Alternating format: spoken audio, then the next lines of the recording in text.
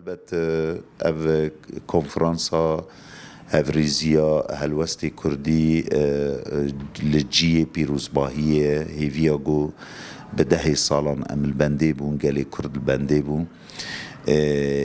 Yekrêziya raman, armanc, helwest ev tiştekî pir pêwîst bû ji ber got neyarên dagîrkerên Rojava û hemî beşên Kurdistanê di nav vêna kûkiya di naver partiyên Kurd de gelek lîstok û xefk çê dikirin, yanî milek li dijî milekê bi kar dianîn, dijminahî di navera hêzên Kurdî de çê dikirin.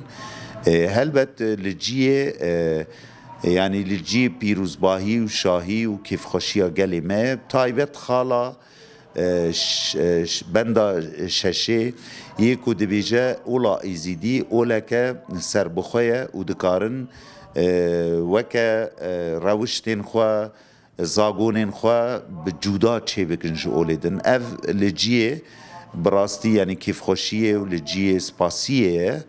Em weke gelê Kurdê êzîdî em spas dikin hevalê got kedek mezin derbarê vê mijarê de dane.